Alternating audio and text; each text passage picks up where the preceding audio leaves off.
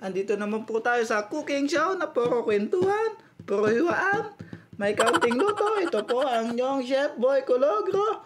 Yum, yum, yum, yum. At ang menu natin ngayon ay kinamatisan or sinabawang yellow pin tuna. Masarap po may sabaw ngayon at malamig-lamig ang panahon. Tara, let's go! Yan o, ingredients check tayo. Nandiyan naman po ang yellow pin, ang napakamahal at napakagintong kamatis, sibuyas na pula ho. At ang ating pampaasim pa dyan ay kalamansi, green na sili, pechay ho, betchin, patis. Ayan ang ating mga ingredients. Magpakulo na to. Ayan ng isang drum na tubig. isang litro lang ho. Tapos ilagay na ho natin ang ating napakamahal na kamatis. Tapos sibuyas, luya, pampatanggal lansa. Hindi naman mawawala. Ayan ho, pakuluan ho lang natin ng ilang minuto. Lulutuin lang natin ng konti ang ating kamatis. Lalagay na ho natin ang ating yellow pin. Yan ho, iniisa-isa pa ni Chef Boy. Napakalupit. Inuhuhulog na ho. Yan ho, napakasariwa. Fresh from the Bikutan Market. Ayan o, pinapakulo at nilalagay na natin ang ating yellow pin tuna. Yum, yum, yum na yan, Chef Boy. Ayan nga ho, maglagay na tayo ng mga panlasa. Lagyan natin ng kaunting asin, mga kalahating kutsara lang ho. Tapos, pandagdag alat natin, patis. Tapos, pandagdag asim mo. Yan mga secret recipe ni Chef Boy. Dadagdagan ng kaunting kalamansi, pampaasim. Tapos, ayan ho, lalagay na natin ang ating pamintang durog. Hindi bulbos, hindi buo. Durog lang, sapat na.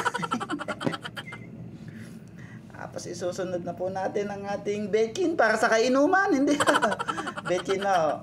Hindi ho magic sarap. Pwede rin naman kayo kung gusto nyo magic sarap or betchin. Kayo na, choice nyo yan. Malaki na kayo. Ilagay na ho natin ang napakamahal din na ceiling green. Tapos unahin po natin yung katawan ng pechay at matagal po maluto yan eh.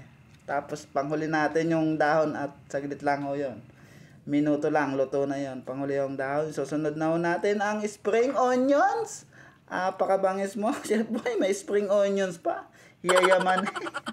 Ayan ho, napakayaman na niya. Pakuluan ho lang natin ng kaunti. Tapos isusunod na rin ho natin ang dahon ng pechay. Ano, pinaka last day yan. At yan ay madali lang maluto eh.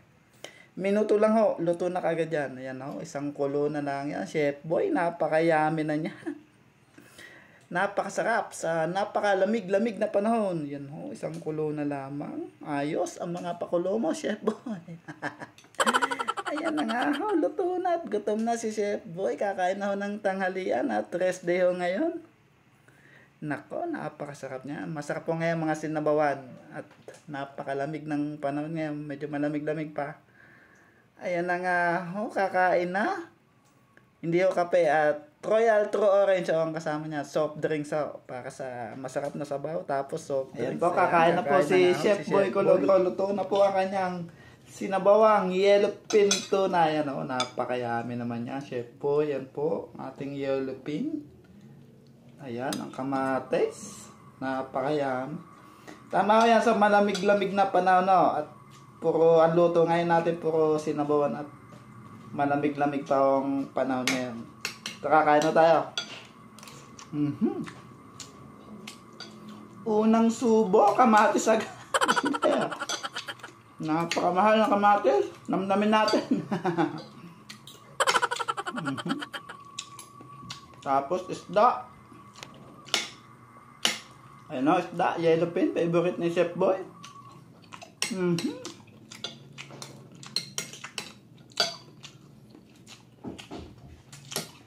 Tapos inuman ho natin ng napakalamig na Royal True Orange. Royal, baka naman.